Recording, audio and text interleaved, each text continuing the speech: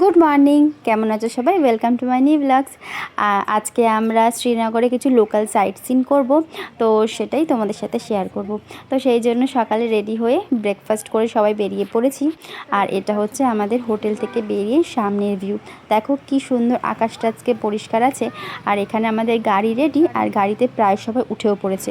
আমি আর অল্প কয়েকজন বাকি আছি, তো চলো গাড়িতে উঠে পড়ি আর বেরিয়ে পড়ি। আর ফার্স্টে এসেছি আমরা শঙ্করাচার্যের মন্দিরে। এখানে ছিল অলমোস্ট 286 স্টেপস ছিল। তো বৈষ্ণোদেবী করে আসার পর এইটা আমাদের কাছে কিছুই মনে হয়নি, খুব ইজিলি উঠে পড়েছি। তো চলো সবাই মিলে উঠি। এখানে আমার মা আর ওর বাবা মেয়েকে ধরে ধরে নিয়ে উঠছে।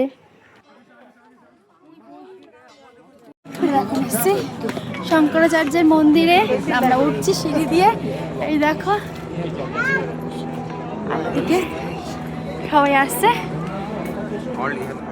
অনেকটা পেরিয়েছি।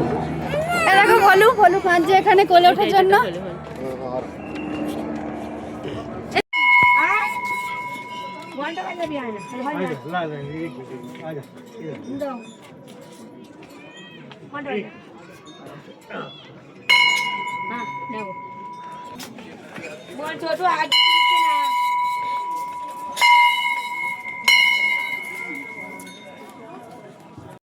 নিচ থেকে 243 স্টেপস ওপরে এসেছি। দেন একটা রেস্টিং জায়গা ছিল। দেন সেখান থেকে মন্দির পর্যন্ত 20-25টা সিঁড়ি ছিল। যেহেতু পাথর কেটে তৈরি এই সিঁড়িগুলো, তো ওই জন্য সিঁড়িগুলো ভীষণ উঁচু উঁচু ছিল।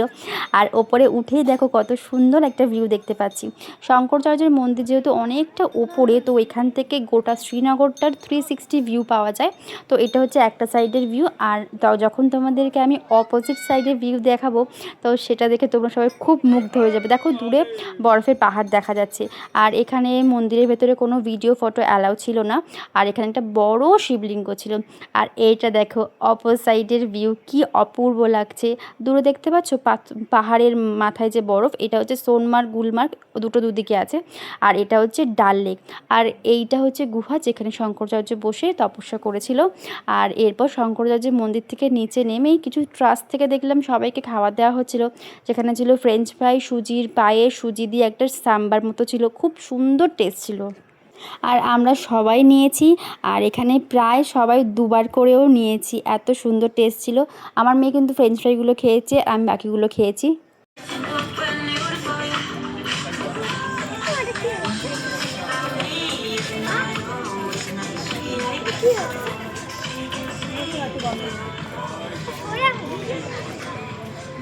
তুলো না।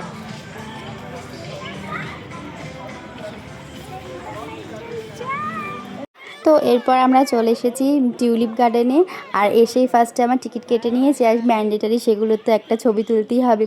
তো আমরা এত সুন্দর একটা টাইমে কাশ্মীর এসেছি, যে সময়টা টিউলিপ গার্ডেন ওপেন ছিল। জাস্ট টিউলিপ গার্ডেন ওপেন হয়েছে তার এক সপ্তাহ পরেই আমরা এসেছি। আর এখানে এত সুন্দর ভিউ দেখতে পেয়েছি, তোমাদেরকে সবই দেখাবো।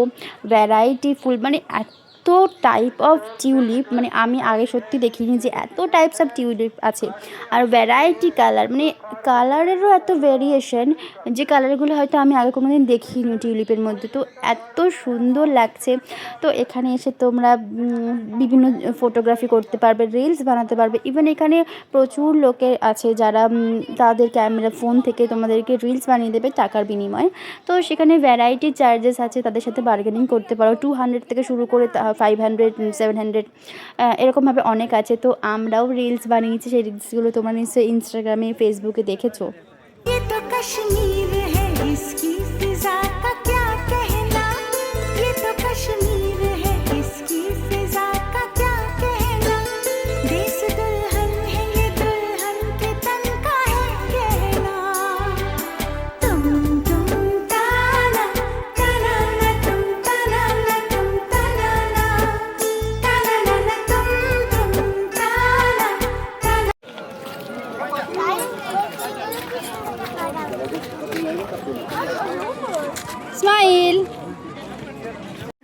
এখানে তো টিউলিপ ফুলে চারিদিকটাই ভরে গেছে, প্রচুর ফুল হয়েছে চারিদিকে।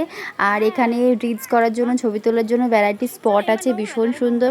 কিন্তু টিউলিপ গার্ডেন যখনই আসতে হবে, মানে এখানে মিনিমাম 4 ঘন্টা তো লাগবেই। কী করে যে সময়টা পেরিয়ে যাবে বোঝা যাবে না, মানে ভিডিও রিলস করা, তারপরে বসে বসে সময় কেটে যাবে। মানে আমি তো চারিদিকটা মুগ্ধ হয়ে দেখছিলাম, এত সুন্দর লাগছিল, অপূর্ব।